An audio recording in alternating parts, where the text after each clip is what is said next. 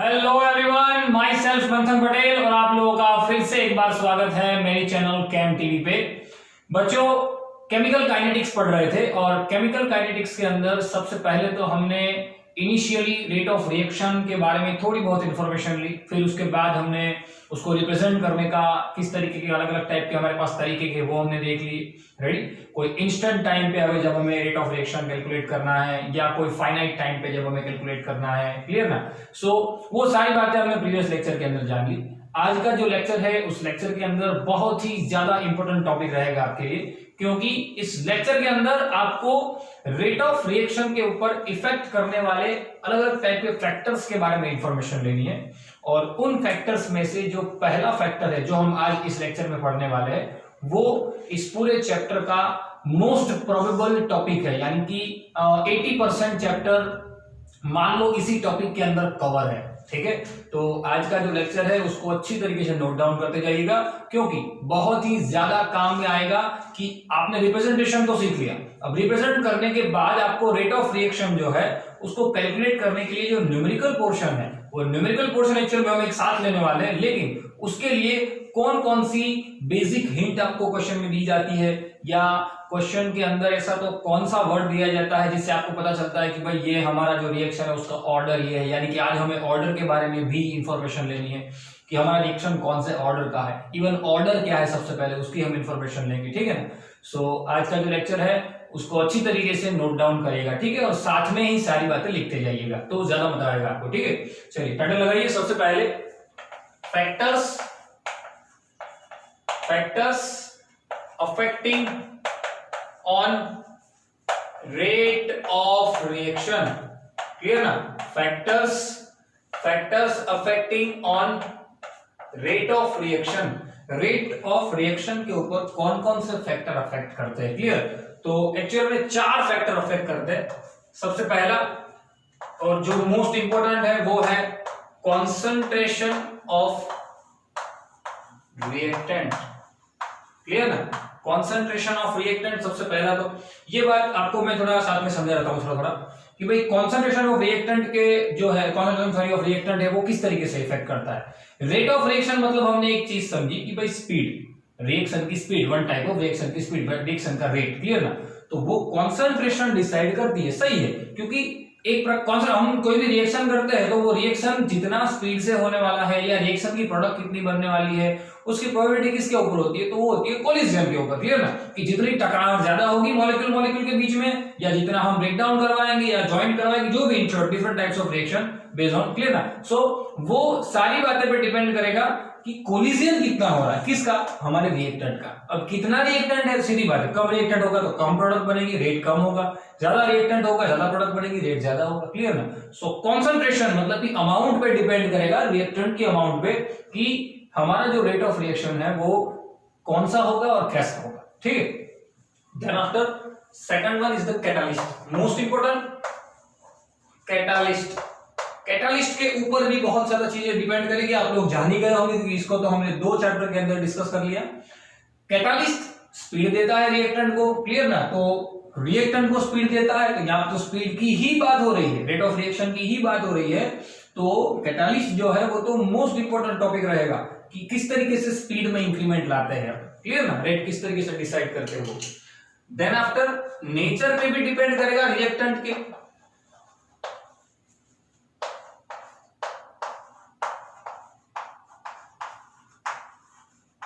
Clear ना।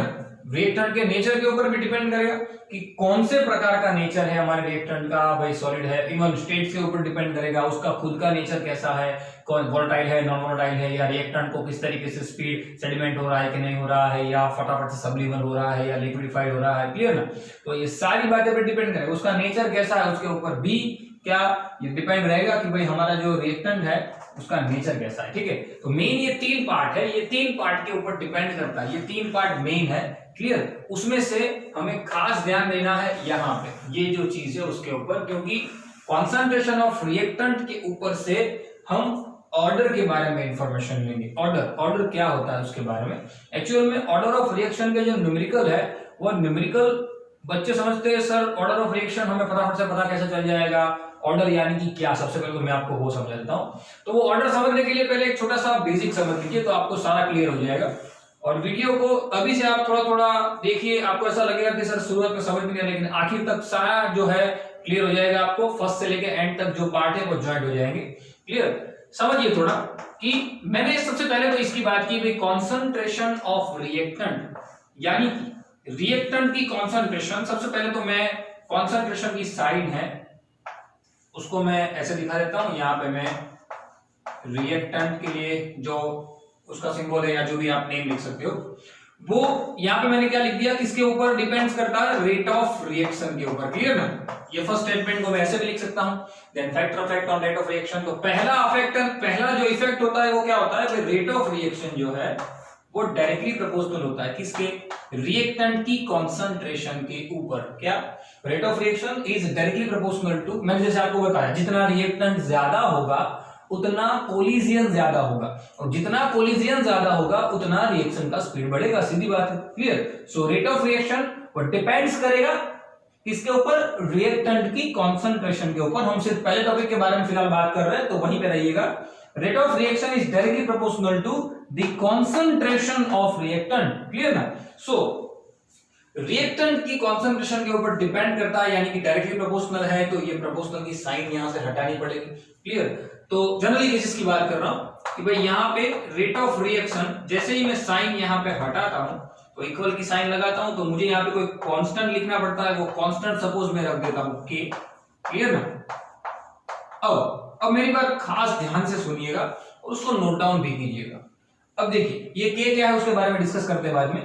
पहले तो मैंने ये जो है वो चीज स्टेटमेंट के ऊपर से कही, क्या कि कॉन्सेंट्रेशन ऑफ रिएक्टेंट जो है वो रेट ऑफ रिएक्शन के साथ डायरेक्टली प्रोपोर्शनल होता है।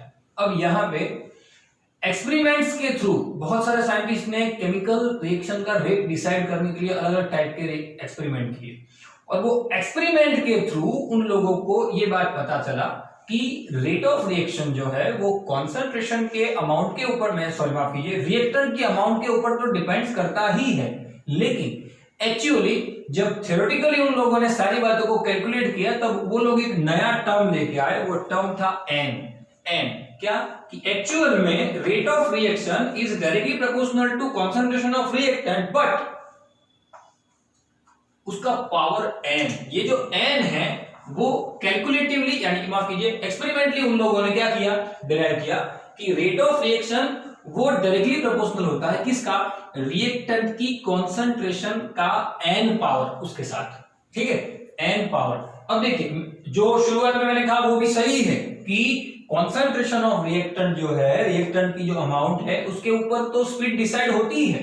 क्लियर? और वो डायरेक्टली प्रोपोर्शनल ही होती है, लेकिन एक्सपेरिमेंट के थ्रू ये चीज पता चली कि भाई सिर्फ उनकी रिएक्टेंट की कॉन्सेंट्रेशन के ऊपर नहीं, बल्कि रिएक्टेंट की कॉन्सेंट्रेशन के एन पावर के साथ वो डायरेक्टली प्रोपोर्शनल होती है। अब एक्चुअल में आप लोग सोच रहे होंगे सर ये नया फैक्टर आ गया एन।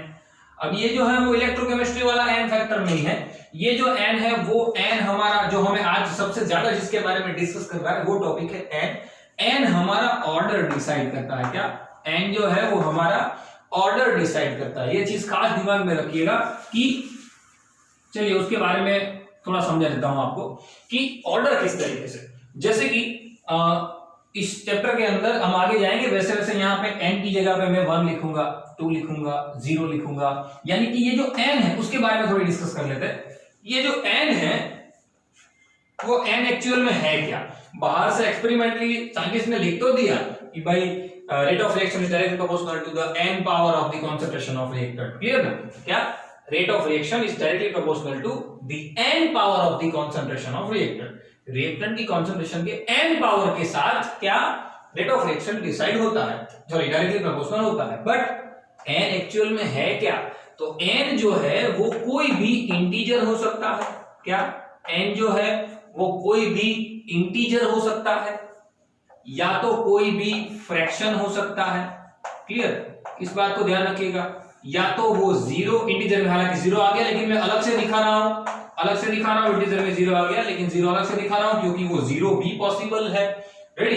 इसका पावर जीरो भी हो सकता है। ठीक है? सो n जो है वो सबसे पहले तो ये चीज आप समझ लीजिए कि n कोई एक नंबर है, n क्या है, कोई एक नंबर, और वो नंबर के ऊपर से ही डिसाइड होता है कि हमारा रिएक्शन जो है वो 0 ऑर्डर का है या फर्स्ट ऑर्डर का है या सेकंड ऑर्डर का है, क्लियर है, या नेगेटिव साइन में भी हो सकता है, रेडी। हालांकि आपको नेगेटिव साइन के बारे में फिलहाल डिस्कस नहीं करनी है, क्लियर, कोई फ्रैक्शन भी हो सकता है, ठीक है। सो ये जो n है उसके बारे में एक ये चीज खास समझ लीजिए। दूसरी एक बात जो आपको खास ध्यान रखनी है, वो जो n है वो n एक्सपेरिमेंटली डिराइव किया गया है, ये जो है वो एक्सपेरिमेंटली डिराइव्ड है, यानी कि यहां पे आप लोग एक बार खास दिमाग में डाल दो कि इनके न्यूमेरिकल्स के अंदर आपको n की वैल्यू, आपको इक्वेशन के ऊपर से जो रेट ऑफ रिएक्शन, माफ कीजिए, रेट ऑफ रिएक्शन जो है उसका जो ये रिलेशन है, उस रिलेशन के ऊपर से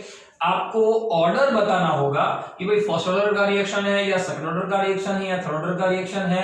तो ये बात आप लोग पहले दिमाग से हटा लीजिए, क्योंकि फर्स्ट ऑर्डर का रिएक्शन होगा, सेकंड ऑर्डर का होगा या थर्ड ऑर्डर का होगा, वो तो मैंने पहले ही यहां पे बता दिया आपको, और पहले भी कब से बोल रहा हूं कि ये चीज एक्सपेरिमेंटली है, ये जो है वो एक्सपेरिमेंट के थ्रू ही पता चलता है, कोई कैलकुलेशन का वे नहीं है, ऑर्डर डिसाइड करने का कोई कैलकुलेटिव वे नहीं है, वो एक्सपेरिमेंटली ही डिसाइड होता है। हाँ, हिंट जरूर होते हैं, हिंट इन द सेंस आपको क्वेश्चन के अंदर कुछ ऐसा डेटा दे दिया जाए जिसके ऊपर से आप ऑर्डर फाइंड कर लो, वो हिंट मैं आज आपको पढ़ा दूंगा, उसकी टेंशन मत लीजिए, क्लियर। वो यूनिट के ऊपर से डिराइव होता है, वो मैं आपको बाद में समझाता हूं।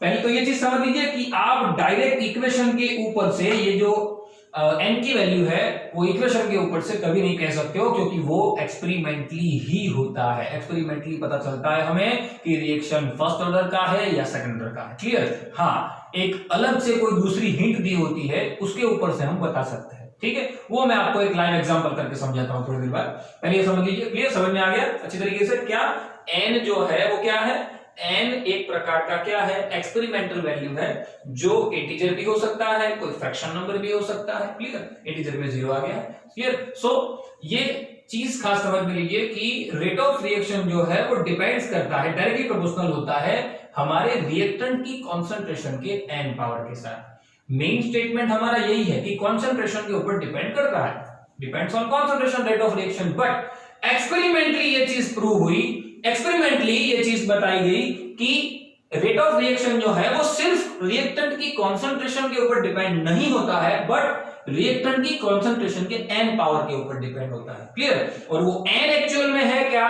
तो n कोई एक एक्सपेरिमेंटली डिराइव्ड टर्म है, जो कोई इंटीजर हो सकता है या कोई फ्रैक्शन नंबर हो सकता है, ठीक है। तो इस बात का आप लोग ध्यान रखिएगा खास, समझ में आ गई बात, क्लियर, रेडी। अब मैं जरा इस पिंक कलर के पॉइंट के बॉक्स के ऊपर आता हूं, यहाँ पे जो बॉक्स बना रहा हूं यहाँ पे, क्लियर। तो यहाँ पे मैं सबसे पहले तो n लिख देता हूं, ओके, समझ में आई बात। सो उसको देख लीजिए अच्छे तरीके से, क्या है रेट ऑफ रिएक्शन, क्या rate of reaction is equal to k in bracket concentration of reactant with power n, सही है ना। क्या rate of reaction is equal to k concentration of reactant with power n। अब मैंने अभी आपको एक चीज बताई कि भाई ये एक्सपेरिमेंटली प्रूव होता है, लेकिन कोई हिंट आपको एग्जाम में दी जाती है, तो वो हिंट एक्चुअल में है क्या। अब वो हिंट जो है वो पढ़ने के लिए आपको इस k का यूनिट पढ़ना पड़ता है, क्योंकि k के यूनिट के ऊपर से आपको जो ऑर्डर होता है रिएक्शन का वो पता चल जाता है। कैसे, जैसे भी मैं k का यूनिट यहाँ पे पहले डिराइव करवा देता हूं, फिर अलग अलग टाइप के ऑर्डर के लिए कौन कौन सी हिंट होती है उसके बारे में डिस्कशन करते हैं। पहले तो मैं बात करता हूं यूनिट ऑफ k, बराबर। चलिए ये खास ध्यान रखिएगा, बहुत काम का है ये, क्लियर, बहुत काम का है, इसके ऊपर से ही सारी बातें एक्चुअल में डिसाइड होती है। Unit of k, so k का यूनिट डिराइव करने के लिए मुझे सबसे पहले k को सब्जेक्ट बनाना पड़ेगा। So rate of reaction divide by the molar, माफ कीजिए अच्छी तरीके से करना पड़ेगा, molar concentration of reactant with power n, okay. So चलिए अब इसका यूनिट डिराइव करते हैं। रेट ऑफ रिएक्शन का यूनिट मैंने आपको तीसरे या शायद सेकंड लेक्चर में सिखा दिया, क्लियर। क्या होता है, मोलर पर सेकंड, क्लियर ना। रेट ऑफ रिएक्शन यहाँ पे साइड में लिख देता हूं, रेट ऑफ रिएक्शन में उसका यूनिट मैंने आपको डिराइव करवा दिया था, क्या था, मोलर पर सेकंड, और जिसको आपने प्रॉपरली डिराइव किया था मोल पर लीटर इनटू सेकंड। के लिए मैं सिर्फ टाइम लिखता हूं फिलहाल के लिए, क्योंकि आपको क्वेश्चन में सेकंड, मिनट या आवर्स दिए होंगे, क्लियर। तो ये चीज तो मैंने ऑलरेडी आपको डिराइव करवा दी थी, मोल पर लीटर इनटू टाइम। सो ये पहले लिख देते हैं रेट ऑफ रिएक्शन के लिए, मोल पर लीटर इनटू टाइम। अब रिएक्टेंट की कॉन्सेंट्रेशन, पहले ही लेक्चर में मैंने आपको ये चीज क्लियर कर दी थी कि हम यहां पे कॉन्सेंट्रेशन की बात करेंगे तो वो मोलर कॉन्सेंट्रेशन की ही बात करेंगे, क्लियर ना। केमिकल काइनेटिक्स के अंदर हम मोलर कॉन्सेंट्रेशन के ऊपर ही सारी बातें करेंगे। तो यहाँ पे रिएक्टेंट है वो मोलर कॉन्सेंट्रेशन है, तो मोलारिटी का यूनिट तो आप लोग जानते हो, मोल पर लीटर, क्लियर। सो यहाँ पे मैं लिख सकता हूं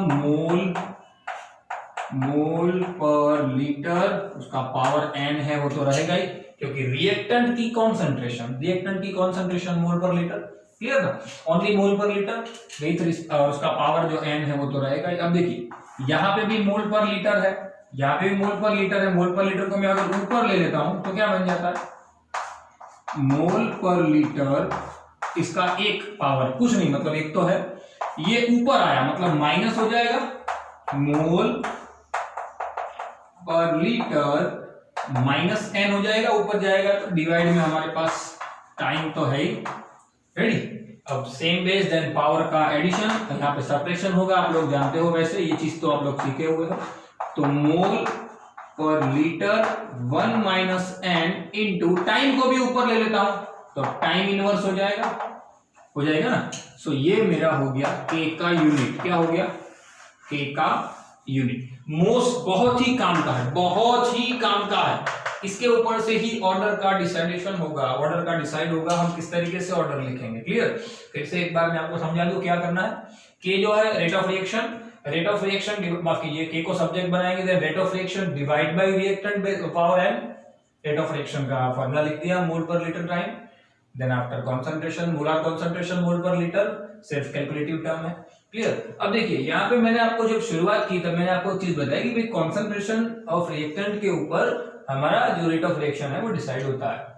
एक्सपेरिमेंटली पता चला कि सिर्फ कॉन्सेंट्रेशन ऑफ रिएक्टेंट नहीं, बल्कि कॉन्सेंट्रेशन ऑफ रिएक्टेंट उसका भी पावर n कोई एक एक्सपेरिमेंटल टर्म था जो उन लोगों ने एक्सपेरिमेंट के थ्रू उन लोगों को पता चला थ्योरेटिकली कैलकुलेशन करते वक्त। सो रेट ऑफ रिएक्शन जो है वो उसके जो n पावर के साथ बिलोंग करता है, तो ये माफ कीजिए डिपेंड करता है। तो n जो है वो n कोई इंटीजर भी हो सकता है, कोई एक्सपेरिमेंटल टर्म है वो इंटीजर हो सकता है, या कोई भी फ्रैक्शन हो सकता है, क्लियर। सो ये चीज का ध्यान रखिएगा कि रेट ऑफ रिएक्शन जो है वो रिएक्टेंट के n पावर के साथ डायरेक्टली प्रोपोर्शनल होता है उसकी कॉन्सेंट्रेशन के, क्लियर। सो n कोई फ्रैक्शन या कोई इंटीजर हो सकता है। अब उस n के बारे में थोड़ी डिस्कशन करने के लिए हमने रेट ऑफ रिएक्शन के लिए जो मैंने आपको बताया कि इसके लिए कोई हिंट आपको क्वेश्चन में दी जाएगी।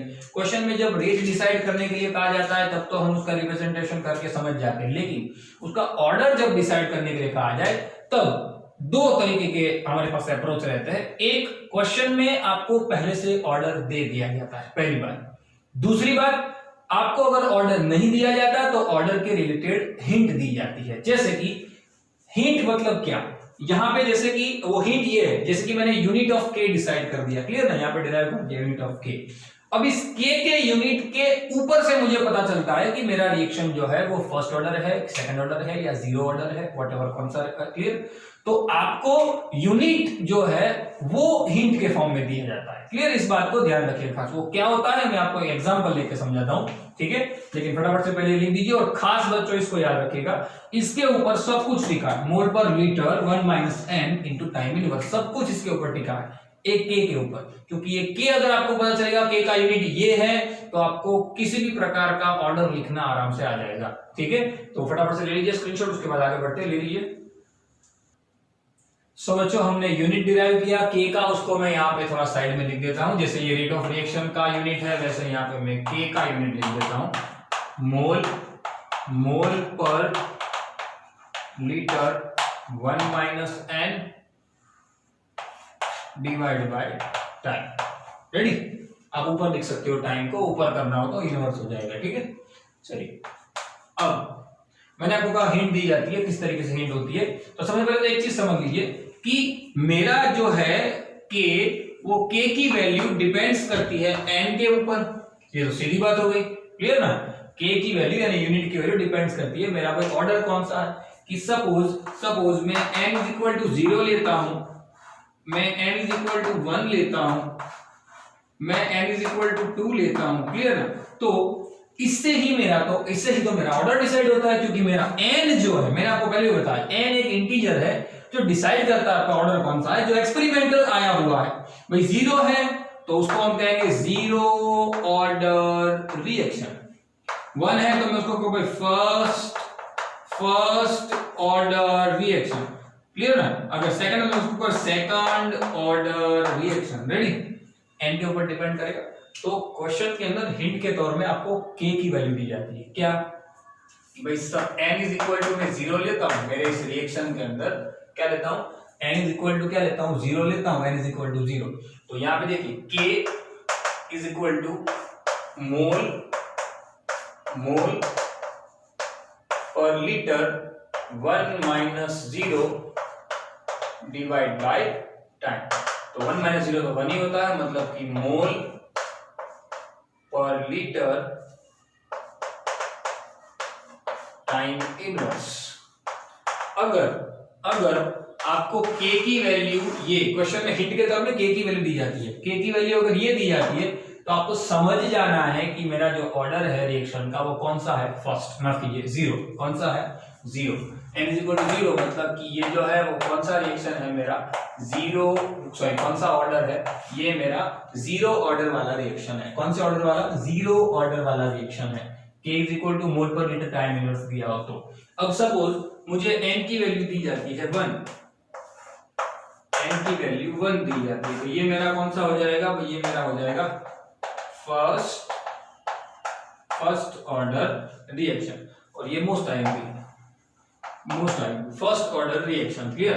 तो उसमें मैं जब k की वैल्यू रखता हूं तो मुझे k की वैल्यू, k का एक्चुअली में मेरे पास यूनिट है भाई मोल पर लीटर 1 माइनस n की वैल्यू है 1 इंटू टाइम इनवर्स 1 माइनस 1 0।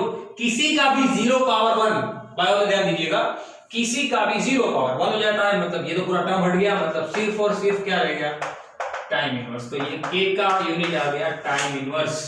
यहाँ पे एक्चुअल में दिया जाता है सेकंड इनवर्स, मिनट इनवर्स, ऐसे हिंट दी जाती है, आवर इनवर्स, ऐसी हिंट दी जाती है। और हिंट इन द सेंस ये आपको क्वेश्चन में कहीं ना कहीं दिया जाता है, इसके ऊपर से आपको रिएक्शन के लिए पता चल जाता है कि मेरा रिएक्शन का ऑर्डर कौन सा है, first order, clear. First order का मेरा रिएक्शन है, इसके ऊपर से आपको ये चीज पता चल जाती है, ठीक है।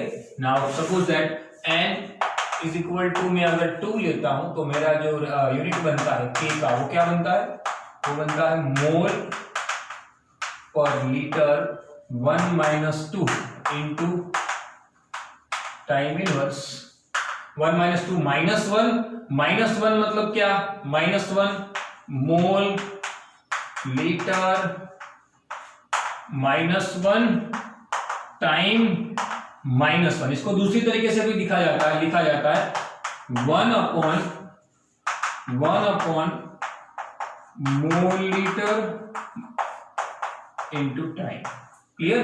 दोनों माइनस टर्म है इसलिए, रेडी, दोनों क्या है, माइनस टर्म है, इसलिए इस तरीके से भी इसको लिखा जाता है, रेडी। और उल्टा करके भी लिखा जाता है, लीटर पर मोल टाइम इनवर्स। तो ट्विस्ट यहाँ पे बहुत सारे हो सकते हैं, लेकिन आप मैथ्स के स्टूडेंट हो, आपको पता चल जाएगा। बायो वालों को भी ये तो नॉर्मल है, तो पता चल जाएगा किस तरीके से होता है, ठीक है। तो ये चीजें हिंट के तौर पे दी होती है कि भाई यहाँ पे सपोज 2 दिया है, तो ये जो है वो मेरा सेकंड ऑर्डर रिएक्शन है, वो मुझे यूनिट के ऊपर से पता चल जाता है। तो आपको क्वेश्चन में यूनिट दिया होता है, जिससे आप लोग डिसाइड कर लेते हो कि मेरा ऑर्डर कौन सा है, रेडी। क्या डिसाइड कर लेते हो कि मेरा ऑर्डर कौन सा है। एक्चुअल में मैंने यहाँ पे एक नॉर्मल सी बात की कि भाई रिएक्टेंट की कॉन्सेंट्रेशन के ऊपर डिपेंड्स करता है। तो एक मैं आपको एक थोड़ा सा एग्जांपल एक समझाता हूँ कि जैसे कि पहले ये लिख लीजिए, उसके बाद आगे फटाफट मैं कर देता हूँ, लिख लीजिए फटाफट।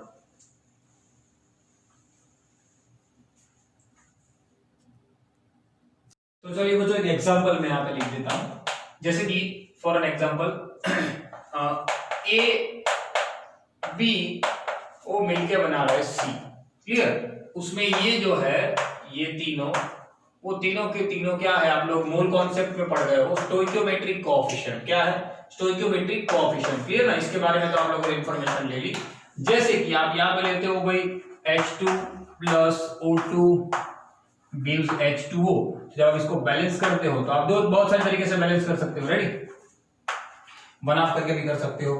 तो यहां से एक और चीज भी आप लोगों को लिख देनी है, वो खास ध्यान रखिए, और वो लिख दीजिए यहाँ पे कि कभी भी ऑर्डर यानी कि वैल्यू ऑफ एन कभी भी स्टोइकियोमेट्रिक कोएफिशिएंट के ऊपर डिपेंड्स नहीं करते। क्या? एन की value of n not depends on stoichiometric coefficient। क्या? स्टोइकियोमेट्रिक कोएफिशिएंट के ऊपर कभी भी n की वैल्यू डिपेंड नहीं करती। क्यों? ऐसा क्यों? सीधी बात है भाई, देखिए भाई, जैसे यहाँ पे मैं 2 लिख रहा हूं, यहाँ पे 1 आएगा, यहाँ पे 2 आएगा, तो फिलहाल के लिए स्टोइकियोमेट्रिक कोएफिशिएंट 2 1 और 2 है। जैसे मैं इसको अलग तरीके से बैलेंस करता, मैं इधर 1/2 कर देता फॉर एन एग्जांपल, तो इधर 1 इधर 1/2 और इधर 1, तो स्टोइकियोमेट्रिक कोएफिशिएंट बदल जाता। यानी कि ये तो मेरे पास बहुत सी थाउजेंड्स ऑफ मेथड है ना, मैं यहाँ पे बहुत सारे तरीके से इसको बैलेंस कर सकता हूँ, लेकिन ऑर्डर जो होता है वो तो फिक्स्ड होता है, वो थोड़ी डिपेंड करेगा इसके ऊपर, ये तो अलग अलग होते जा रहे हैं। तो अलग अलग स्टोइकियोमेट्रिक कोएफिशिएंट के कारण ये स्टोइकियोमेट्रिक कोएफिशिएंट के ऊपर n की वैल्यू डिपेंड नहीं करती। इस बात को भी खास नोट डाउन कर दीजिए, साइड में कहीं पे नोट डाउन कर दीजिए कि value of n can not depends on stoichiometric coefficient of reaction of chemical reaction. Ready, reaction की स्टोइकियोमेट्रिक कोएफिशिएंट के ऊपर कभी भी डिपेंड नहीं करता। मतलब यहाँ पे A के ऊपर, B के ऊपर या C के ऊपर स्टोइकियोमेट्रिक कोएफिशिएंट के ऊपर कभी भी n की वैल्यू डिपेंड करेगी नहीं। ठीक है, चलिए अब यहाँ पे जैसे कि भाई इसका मुझे रेट लिखना है, रेट ऑफ रिएक्शन। मैं अब फिलहाल के लिए आपको जैसे बताया था, वो होता है directly proportional to the concentration of reactant. यानी कि रिएक्टेंट मेरे पास कौन कौन सा है, एक तो A है, उसका कोई भी एक ऐसा एक्सपोनेंशियल टर्म यानी कि n, जहां मैंने n लिया ना, n तो मेरा एक जनरलाइज फॉर्म है, लेकिन सपोज मैं यहां पे ले लेता हूं A के लिए फॉर एन एग्जांपल कोई x लाइक, क्लियर, कोई भी आप टर्म यहां पे ले सकते हो। और ये जो है वो एक्सपेरिमेंटल टर्म है, ऐसा समझिए, जैसे हर एक के लिए था। और साथ में ही रेट ऑफ रिएक्शन वो होता है डायरेक्टली प्रोपोर्शनल टू, एक्चुअली में अलग अलग लिखा जाता है, rate of reaction directly proportional to a raised to x, rate of reaction is directly proportional to one more reactant, so b raised to y suppose।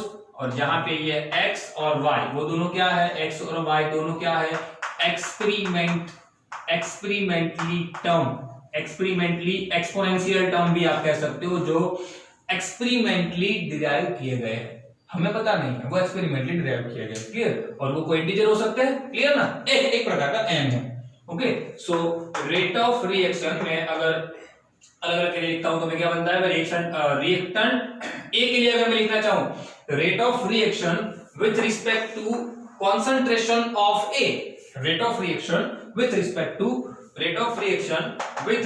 To concentration of A, तो उसका rate of reaction मेरे पास क्या होगा, x depends on n, clear ना। Rate of reaction किसके ऊपर depends करेगा, x के ऊपर। सेम चीज concentration with respect to b की बात करें तो y, लेकिन मुझे इस पूरे रिएक्शन का अगर लिखना हो, पूरे रिएक्शन का, तो इन दोनों को मुझे मिक्स करना पड़ेगा।